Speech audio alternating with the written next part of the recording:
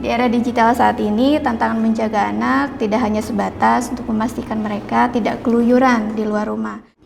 Ayah bunda yang dirahmati oleh Allah, momen Ramadan biasanya adalah momen untuk penyucian diri. Namun seringkali kita lupa bahwa kesucian yang harus kita jaga bukan hanya kesucian diri kita, tetapi juga fitrah atau kesucian dari anak-anak kita.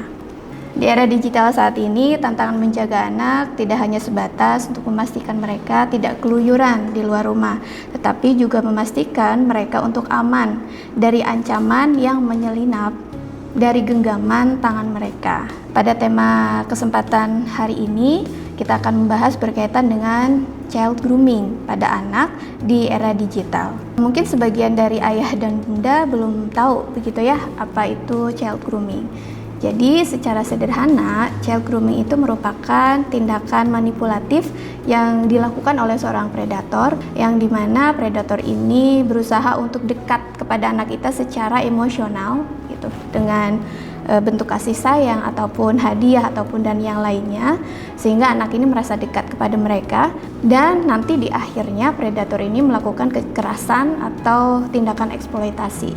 Tentu dalam pendidikan Islam anak usia dini ada konsep berkaitan dengan pendidikan bahwa anak itu merupakan amanah bagi orang tuanya. Maka di sini kita harus menjaga amanah yang sudah diberikan oleh Allah terhadap diri kita sebagai orang tua dari tindakan-tindakan child grooming tadi. Lantas bagaimana sih agar kita sebagai orang tua bisa mengamankan anak kita dari tindakan tersebut? Setidaknya ada 3 cara yang bisa kita lakukan. Yang pertama adalah memberikan informasi atau ilmu berkaitan dengan batasan aurat gitu. Jadi kita sebagai orang tua memberitahu kepada anak kita bahwa mana saja aurat yang harus dijaga oleh mereka dan tidak boleh dilihat atau disentuh oleh siapapun kecuali dirinya.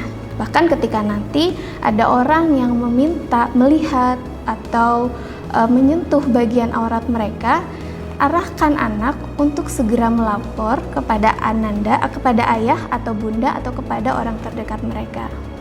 Itu yang pertama. Kemudian yang kedua adalah hadirkan diri kita sebagai orang tua kepada anak kita. Jadi biasanya predator ini mendekat kepada anak-anak yang kesepian gitu. Jadi usahakan kita sebagai orang tua memberikan perhatian lebih kepada anak kita.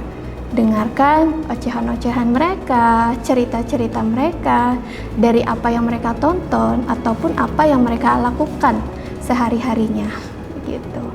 Sehingga semoga dari kita dekat dan mendengarkan apa yang mereka ceritakan ini menjadi momen kedekatan secara emosional bagi orang tua dan anaknya. Kemudian yang ketiga adalah literasi digital dengan pengawasan. Kita tentu tidak bisa menghindari adanya teknologi dekat atau hadir ke dalam kehidupan keluarga kita, tetapi yang bisa kita lakukan adalah mengawasinya. Mengawasi dalam menggunakannya, bisa menggunakan berbagai macam fitur yang bisa kita gunakan seperti parental control, atau bisa jadi kita bisa mendampingi apa yang sedang anak tonton atau apa yang sedang anak mainkan di dalam handphone mereka. Kemudian yang paling terpenting adalah mengajarkan anak berkaitan dengan keberadaan Allah dari kehidupan mereka. Meskipun orang tua tidak melihat, meskipun ayah tidak melihat, meskipun bunda tidak melihat, tapi Allah Maha melihat. Apapun yang dia lakukan, apapun yang mereka bicarakan, Allah Maha melihat. Itu yang paling terpenting. Begitu yang bisa saya sampaikan. Mudah-mudahan momen Ramadan ini menjadikan momen evaluasi bagi orang tua untuk selalu hadir dalam pengasuhan anak-anak kita untuk bisa terhindar dari kejahatan child grooming tadi. Semoga anak kita dijauhkan dari segala macam keburukan, dan semoga kita sebagai orang tua senantiasa dibimbing untuk mendidik anak-anak kita menjadi generasi qurratu a'yun. Terima kasih. Billahi fi sabil haq fastabiqul khairat. Assalamualaikum warahmatullahi wabarakatuh.